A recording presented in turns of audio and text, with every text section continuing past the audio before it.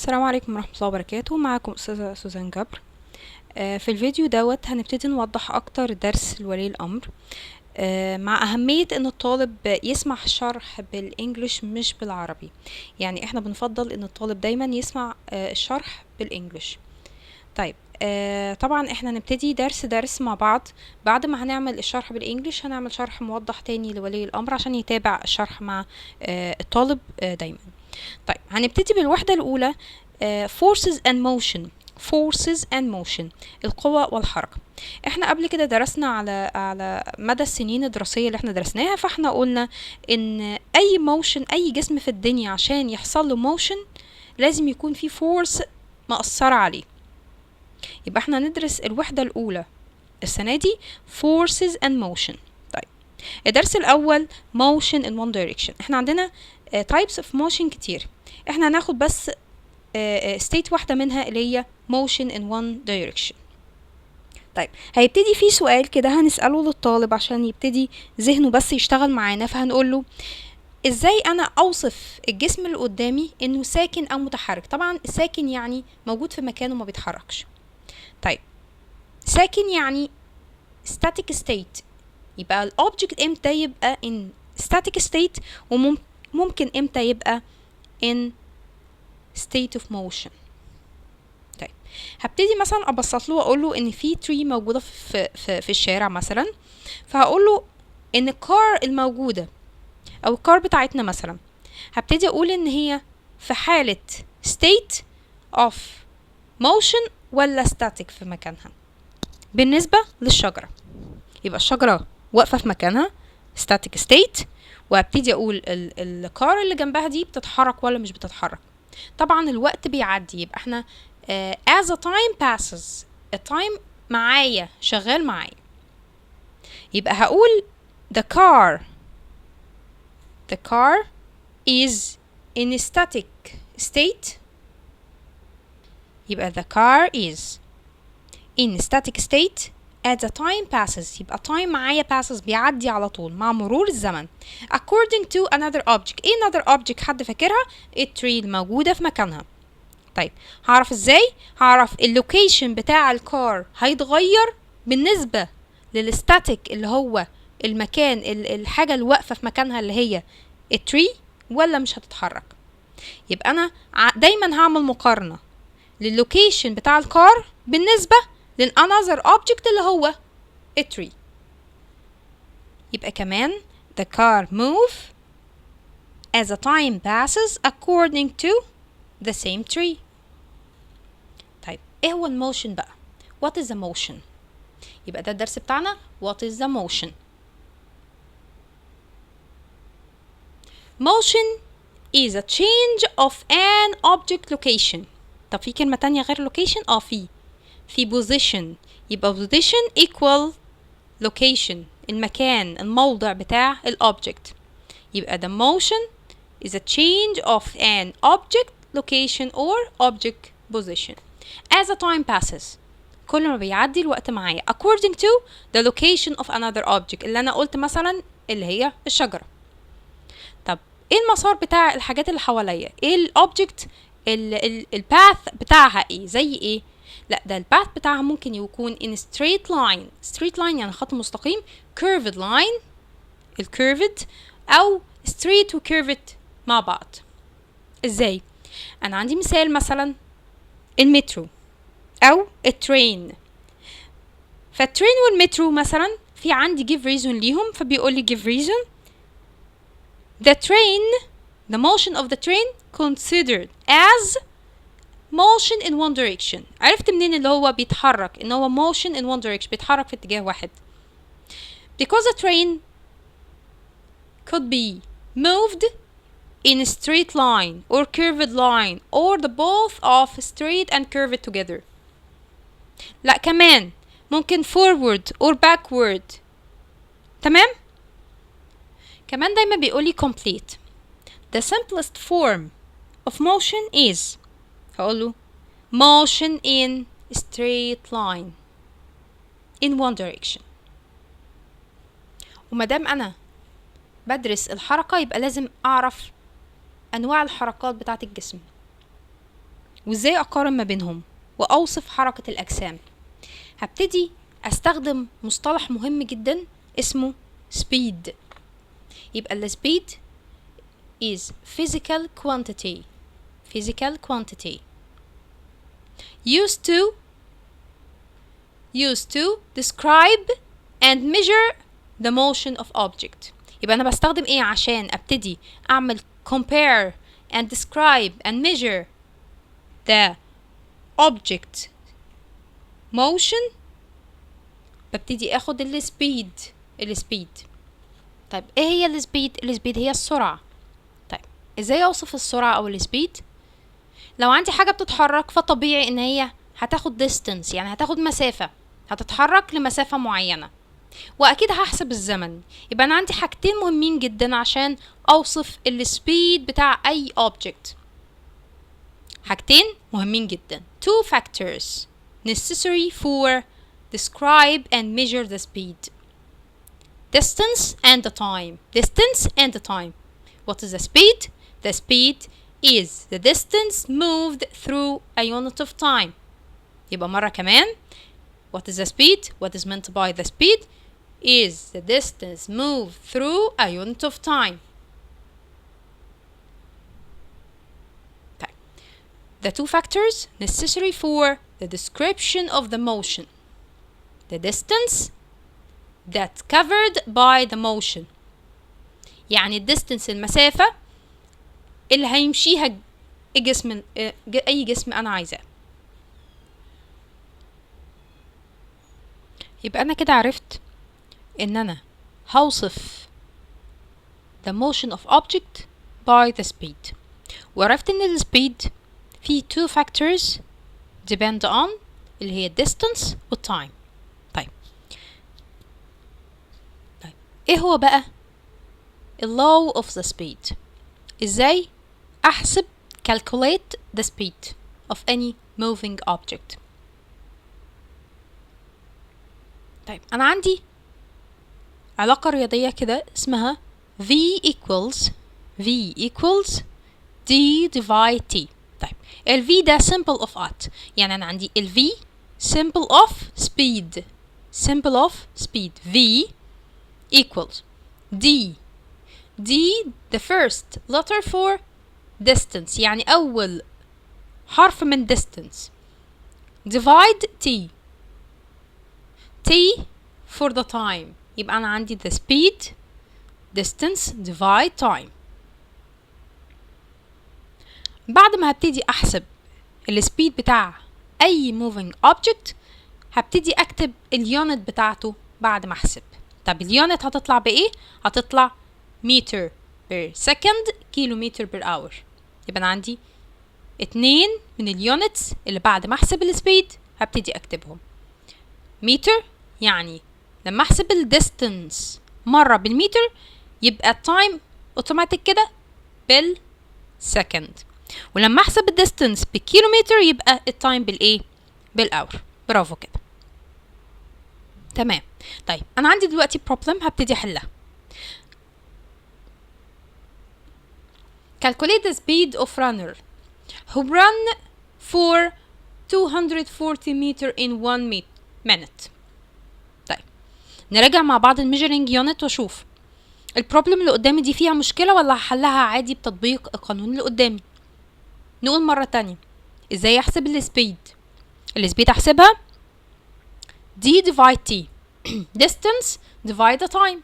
طيب الديستنس عندي موجودة مكتوبة 240. طب والتايم 1 minute. هو احنا مش كنا بنحسب اليونتس اللي هحسبها بعد اكتبها بعد الحساب بتاع السبيد متر بير سكند كيلومتر بير اور؟ يبقى انا مش هقدر احل المسألة دي الا لما احول السكند المينت لسكند. تمام كده. يبقى احول المينت، هعمل convert للمينت to the second. يبقى المينت equals قد ايه؟ 60 second. طيب ابتدي احسب واقول V equals D divide T. V equals 240 divide 60. برافو. طيب طب في give reason. The object speed increase at the time decrease to cover the same distance. ده نوع من give reason اللي بيديها لي دايما، بيجيب لي التعريف الديفينيشن اللي انا لسه معرفاه اللي هو السبيد، وابتدي اشوف الدي مثلا والتي. هو relation between the v اللي هي السبيد والديستنس ايه؟ طب والريليشن ما بين السبيد الفي والتي اللي هي تايم ايه؟ طب هو بيقول لي ده object speed يبقى الفي increase بتزيد at the time decrease. يبقى العلاقة ما بين الفي والتي ايه؟ العلاقة ما بين الفي والتي زي ما احنا شايفين كده تبقى inversely. يعني inversely يعني opposite. الopposite يعني العكس. كل ما واحدة فيهم تزيد التانية تقل والعكس. طيب احل النوع ده من المسائل ازاي؟ هبتدي اقول ببساطة جدا اكتب القانون اللي هو v اللي speed equals d distance divide the time. اكتبه اول حاجة هكتبها. طيب ابتدي بقى احلل القانون اللي انا كتبته. هقول because والقانون مكتوب the speed of the object is inversely هي كلمة inversely. طب عرفت منين inversely؟ ما هو لسه قايل لي ال speed increase والtime decrease. يبقى انا كده في الامان. يبقى العلاقة ما بين ال v ال speed وال t time inversely proportional with the time. يبقى كده تمام. طيب another question in this part.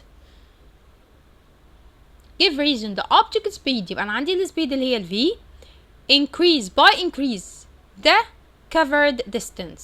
يبقى ال v increase وال t increase يبقى الاتنين بيحصل لهم increase together. يبقى انا بتكلم على directly proportional relation.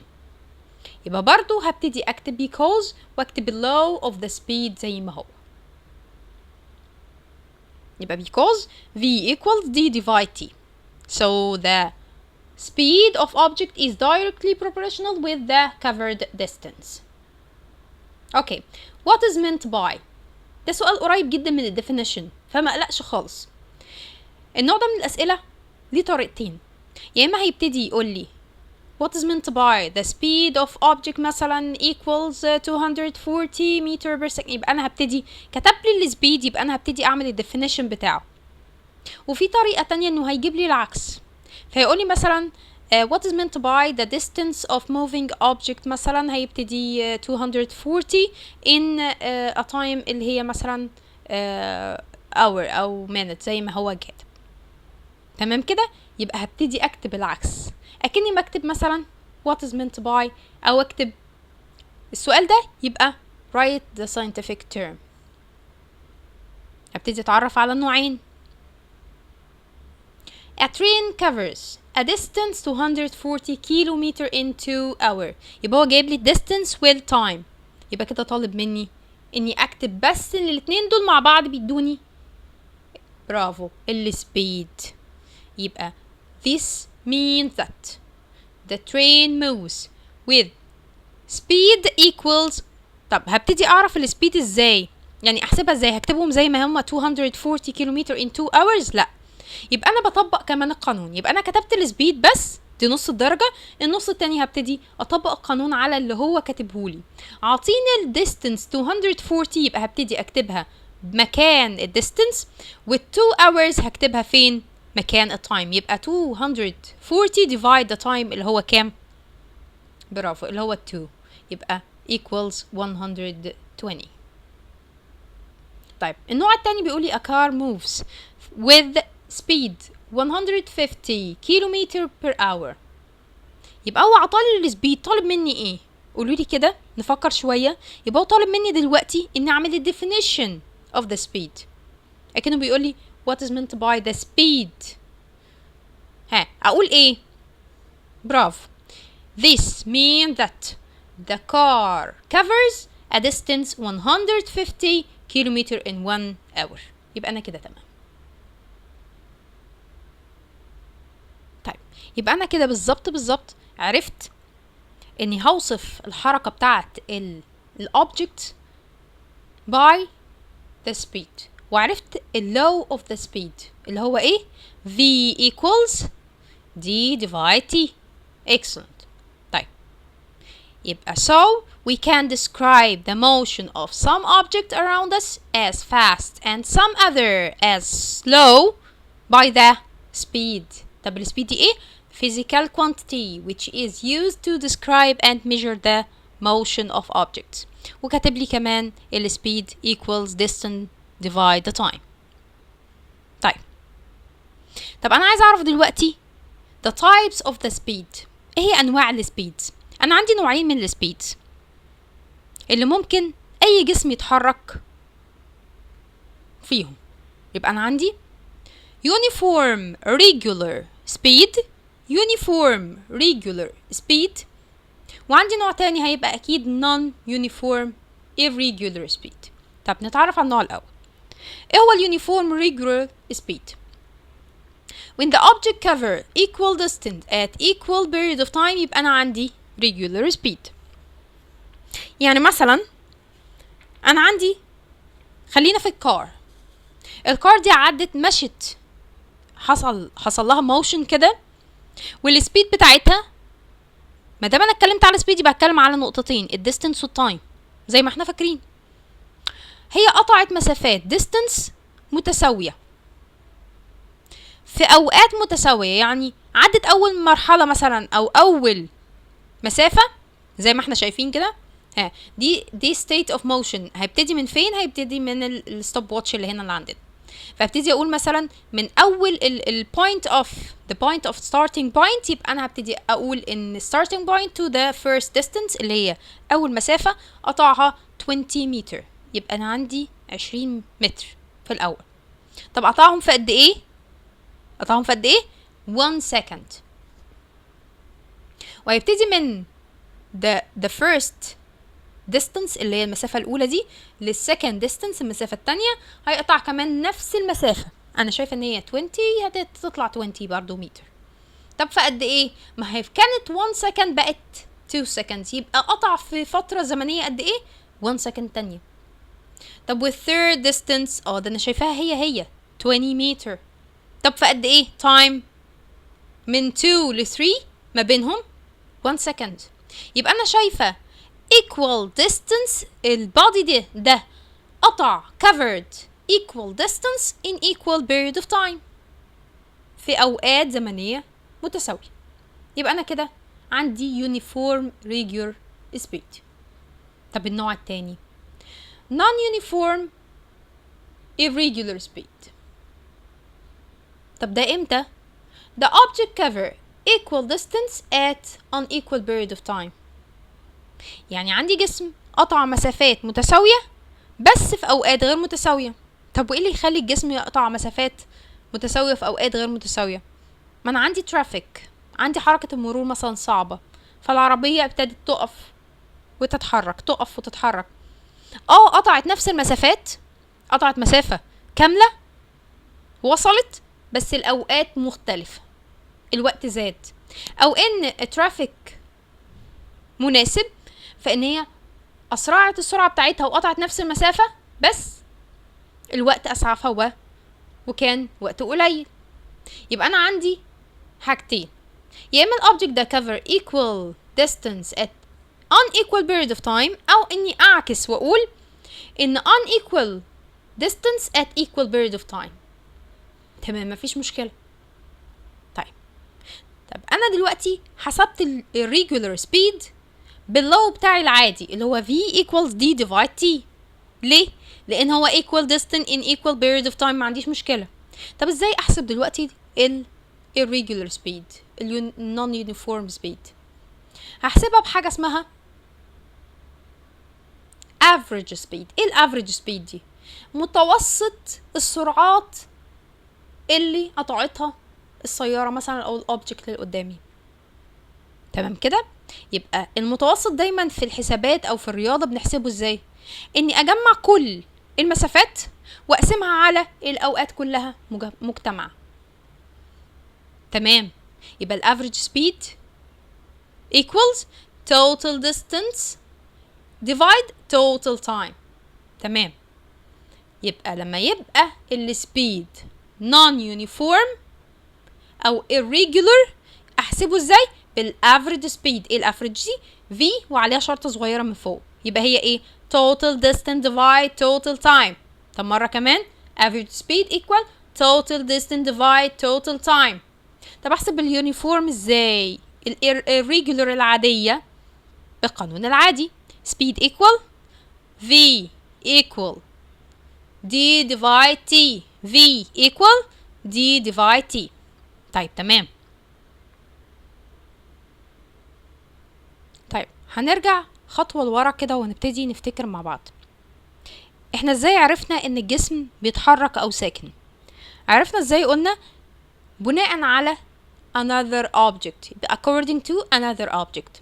هبتدي اسمي another object دوت اسمه observer. تمام؟ يعني observer يعني مراقب. يبقى عندي نوع جديد من السبيد اسمه relative speed. طب ايه relative speed ده؟ if there is a person standing on the side of the road، لو عندي شخص واقف على الجانب من الطريق and he observe the speed of moving cars، قاعد بيراقب الحركة او السرعة بتاعة العربيات اللي قدامه، يبقى الشخص ده اسمه observer. يبقى ساعتها السبيد اللي هيبتدي هو يحسبها اسمها relative speed. if there is a person in a car، البيرسون ده مش موجود في على ال side of the road، لكن موجود في الكار that moves at 80 kilometers، عربية بتتحرك 80 kilometer in a certain direction، ماشية في طريق معين. then a car move at 90 kilometer، عربية تانية passed him، عدته. يعني أنا الإنسان observer بالنسبة لي دلوقتي الموجود فين؟ في العربية الأولى، وعربية تانية عدته بسرعة أكبر منها in the same direction. This means that if there is a person standing on the side of the road and he observe the speed of moving cars اسمه observer. طيب ايه علاقة relative speed باللي بيحصل؟ relative speed is the speed of moving object relative to an observer. يبقى في علاقة ما بين relative speed and the observer، المراقب الموجود على الطريق. يبقى نقول تاني relative speed ايه هي؟ it is the speed of moving object. ما دام انا قلت حاجة speed يبقى لازم اعرف اللي قدامي ده as a speed. it is the speed of moving object relative to an observer، مرتبطة بالobserver اللي هيبتدي يحسب او يلاحظ السبيد بتاعت الحاجات الموفينج اللي قدامه. زي ما الصورة كده موضحة، انا عندي واحد واقف وفي عربيتين، هو يبتدي يفرق منهم انه واحدة فيهم الاسرع.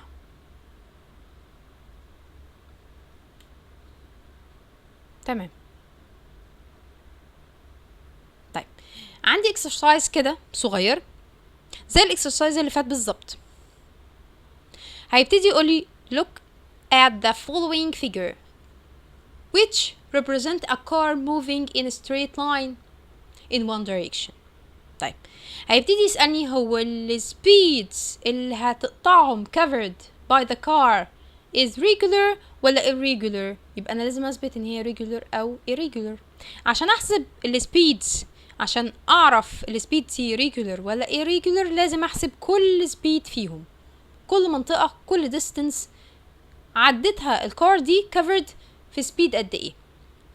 يبقى انا هبتدي احسب السبيد من state او start of motion اللي هي ال starting point. هبتدي اقول كل مرة وهسمي اول سبيد V1، طب والتانية V2 والتالتة V3. طيب هبتدي اقول V1 والقانون بتاعي معروف D divide T، D1 divide T1، وابتدي اعوض في القانون. D1 equal 20 divide 1 second اللي هي 1. V2 equals D2 divide T2. V3 equal D3 divide T3. the sum of these speeds equals 20. يبقى أنا عندي دلوقتي إيه؟ V1 equal V2 equal V3 equal 20. يبقى عندي regular speed. So the car moves at regular uniform speed equals 20 meter per second. طيب في حاجة مهمة جدا برضو في البروبلمز اللي ممكن تجيلي. هيبتدي يقولي مثلا convert between the speed measuring unit. يعني هيبتدي يجيب لي مسألة عادية خالص ويبتدي يغير لي هو الميجرنج unit بتاعت السبيد ايه. حد فاكرها؟ افتكروا معايا كده. the measuring unit of the speed meter per second kilometer per hour. one more time. meter per second kilometer per hour. تمام. طب لو في مرة من المرات جت المسألة عادية خالص وجت لي بالمتر بير سكند وابتدي قال لي لا احسبيها لي بالكيلومتر بير اور. سهلة جدا. لو هو بالمتر بير سكند وعايزني احسبها بالكيلومتر بير اور اعمل ايه؟ اعمل multiplying by 18 divide 5. سهلة جدا. حلو كده؟ طيب لو جاب لي العكس بالكيلومتر بير اور للمتر بير سكند هبتدي اعمل divide لنفس النمبر اللي هو 18 divide 5. تمام؟ تمام. طيب عندي problem تانية بتقولي ان في racer covered a distance of 100 meter of the straight track in 10 seconds. طيب ابتدي كده ببساطة جدا اعمل تقطيع للمسألة دي. انا عندي بمنتهى البساطة عندي distance وعندي time. يبقى هحسب ايه؟ برافو. يبقى انا هبتدي احسب السبيد. يبقى السبيد بتاعتي v equal d divide t. 100 divide 10 ما عنديش مشكلة لاني عندي متر per second. تمام. طيب الجزء التاني بيقولي then he returned back. ده رجع تاني walking. ما يهمنيش دلوقتي walking بس يهمني ان هو رجع تاني. ما خلي بالنا السباقات هي مسافات متساوية. يعني المسافة اللي هو هيقطعها رايح هي المسافة اللي هيقطعها هو راجع. بالتالي انا عندي نفس النمبر بتاع المترز بتاعت الديستنس. طيب ادور بقى على التايم. ادور على التايم. he took 80 seconds to come back. يبقى في الرحلة اللي هو اللي راجعها returning back كده اخد قد ايه؟ 80 second. اخد وقت كتير جدا. ماشي على مهله. يبقى انا عندي الV التانية V2 بتاعت returning back. ما عجبنيش انا اكتب V2 اكتب returning back. V returning back is speed of the returning back equals برضو D2 divide T2 كم؟ 100 divide 80. تمام. طب نبتدي نشوف بقى هو عايز مننا ايه. ببساطة جدا هو عايز the wall running. ده عايز هو بيجري. هو بيجري معروفة اول مسافة مع اول تايم. يبقى 100 divide 10. طب والreturning لا احنا فاكرين ان الreturning كان walking. طب ويهمني في ايه؟ returning يعني المسافة هي 100 divide التايم. ما انا عندي d divide t. عايز اكتب d2 divide t2. تمام. عايز اكتب ان ال v دي بتاعت returning back equal d returning back divide t returning back. ما عنديش مشكلة. المهم اني هكتب ان المطلوب مني ده number 2 equals 100 divide 80. طب during the whole trip لا ده عايز الرحلة كلها. ما الرحلة دي كلها دي يعني ايه؟ يعني كل اللي حصل. واللي حصل في الجزء الاولاني كان كام؟ ما انا لسه حاسباه. ما V1 كانت لسه حاسباها 100 divide 10 وطلع لي رقم. طب والرحلة التانية اللي راجع فيها حسبت 100 divide 80. يبقى هشوف الحسابات اللي انا حسبتها واجمعها واشوف هتحصل لي كام. طيب نشوف. يبقى انا عندي اول حاجة معروفة. تاني حاجة لسه حلاها. تالت حاجة اللي هي عبارة عن 100 اللي هي بتاعة المسافة الاولانية اللي هي running وبعدين plus ال returning back اللي هي نفس المسافة divide the time of running plus the time of returning back. يبقى انا عندي كده الايه؟ المسافة كلها the whole trip. تمام. طيب عندي كمان نفس المسألة. تمام. طيب انا اتمنى ان المسألة دي تتحل، لان هي نفس المسألة مفيش فيها اي اختلاف، وتبتدوا تكتبوا لي الاجابات في التعليقات، وتكتبوا لي كمان تعليق لو الدرس فيه مشكلة او فيه اي حاجة وقفت معاكم، تحت امركم في اي مشكلة. ونبتدي برضو نفكر نفسنا ان الفيديو دوت هيبتدي يكون لولي الامر مش للطالب، ولو هنبتدي نشرح لولي الامر للطالب تمام، بعد كده يبتدي الطالب يتفرج على الفيديو اللي بالانجليش. تمام، نكمل درسنا. في سؤال مهم جدا give reason، فبيقول لي it is hard to measure the regular speed of the car. ليه؟ ما انا عارفه ان الكار دي مش ماشيه في طريق لوحدها، يبقى عندي حاجه اسمها traffic او conditions of the road. يعني ايه condition of the road؟ يعني ظروف الطريق بتاعي. والله عندي مطب، عندي عربيه قدامي، عندي عربيه ماشيه مثلا بالعكس، هبتدي هدي، ابتدي اقف. فانا عندي the speed of the car change according to the speed of the car change according to the condition of the road and the traffic. السؤال ده مهم جدا. ليه صعب اني اعمل كده calculate او اني اعمل measuring او اني حتى describe the speed of the car? Because the speed of the car change according to the conditions of the car and the road and the traffic. The metro moves at irregular speed because the metro covers unequal distance at equal period of time. نفتكر السؤال ده كان بيتكلم على ايه؟ ما هو لما دام قال لي irregular speed يبقى طالب مني اني اعرف ال irregular speed في صورة السؤال ده. يعني بيتكلم عن المترو، فهقول له ان المترو بيتحرك irregular. ليه؟ ما هو ال irregular هو unequal distance at equal period او ايه unequal period in equal distance. هبتدي اشقلب السؤال. طيب، طبعا شكل المسألة دي بالنسبة لنا هو نفس شكل المسائل اللي قبل كده.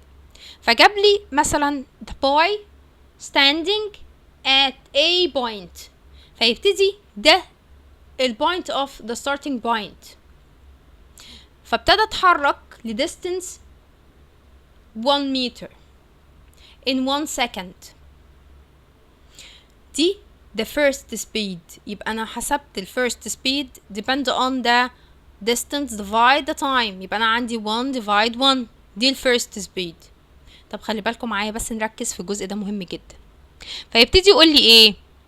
طيب السكند سبيد تتحسب ازاي؟ خلي بالنا من الفيرست سبيد اللي هي ال1 ل3 متر. لا خلي بالنا بقى، ما هو من ال1 ل3 هو ما قطعش 3، لا ده قطع 3 minus 1. يعني من ال1 ده ل3. ما هو انا لو قلت 3 يبقى انا قصدي ان هو من ال A ل3. ما هو من ال A ل3 قطع 3، ومن ال A لل4 قطع 4، لكن من ال1 ل3 قطع قد ايه؟ 3 minus 1 عشان اطلع ال real distance اللي هي المسافة الحقيقية اللي هو covered. يبقى المسألة دي فيها تريك صغير خالص، ان الديستنس هتتحسب بناء على المسافة الحقيقية ان الولد قطعها في الجزء اللي هنا. لو قلت 3 متر مش هيبقى صح. ليه؟ لان 3 متر دي هيقطعها الولد من A ل 3 متر اللي هي من نقطة A لنقطة 3. لا، يبقى الريل ديستنس اللي هي 3 minus 1. طب عايز احسب الثيرد ديستنس لغاية 4، يبقى من 3 ل 4. ما انا بقطع المسافات عشان اعرف السبيد دي اللي هيقطعها او هيتحرك بيها الجسم regular ولا irregular. يبقى من 3 ل 4 هعمل برضو minus، يبقى 4 minus 3 equal 1. يبقى اتحرك 1 متر بس هنا، وهنا اتحرك 2 متر بس. طب يلا بينا بقى الاخر واحدة. من 4 ل 7، من 4 ل 7 قد ايه؟ 7 minus 4 قد ايه بقى؟ برافو، 3 meters. طب وهنعمل كده في التايم؟ لا مش هنعمل كده في التايم، لان هو مجزئها لي وكاتب لي 1 second 2 second 1 second 3 second، اكيد مش اللي في النص ديت هتبقى غلط. طيب نبص بقى على اجابته. v equal d divide t، ما هو عادي ده قانون، هو كاتب لي القانون عشان يعرف ايه ان انا هطبق بالقانون ده، مفيش مشكله عندي. طيب يبقى هجزأ الديستنس دي وهسمي كل واحده فيهم ايه، v1 v2 v3 v4. يبقى انا عندي 4 distance 4 speeds. v1 equal d1 divide t1، وابتدي اعوض عنها.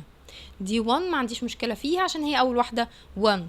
طب والتايم 1 زي ما هو كاتب. طب v2 d2، لا اخد بالي المسافه الريل بالنسبه لي هي 3 minus 1 كاتبها divide t2 اللي هي التايم بتاع المسافه دي. طيب v3 v3 equal d3 equal 4 minus 3. اكيد مش هقول 3 minus 4 عشان ده مش هيصح، مش هيكتب لي اساسا اجابه. divide التايم مكتوب فوق 1. v4 equals d4 divide t4، برضو نفس الحكايه 7 minus 4 divide the 3 second. هبتدي احسب هلاقي 1 1 1 1 v1 equal v2 equal v3 equal v4، بس انا شايفاها مش irregular، لا بس انا لما حسبتها لقيتها regular. تمام كده. so the person moved at a regular uniform speed as it covered equal distance at equal period of time. طيب انا عندي دلوقتي في اجهزه موجوده في الكارز والبلانز، موجوده كلها عشان تحسب السبيدز بتاعت الاوبجكت اللي هتتحرك.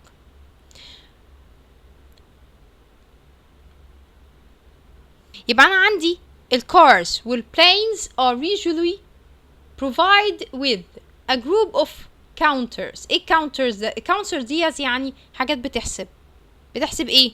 بتحسب السبيد. طيب زي ايه؟ زي السبيدوميتر. يبقى انا عندي جهاز اسمه سبيدوميتر زي كامبس كده، بيعمل ايه؟ help us to identify the speed of the car to calculate the speed of the car. دايما الاقي في الكار موجود عندي السبيدوميتر اللي هو ايه؟ اللي بيحسب السرعة بتاعة الكار او البلين. تمام كده. طيب والمسألة دي برضو اللي احنا لسه حلينها من شوية.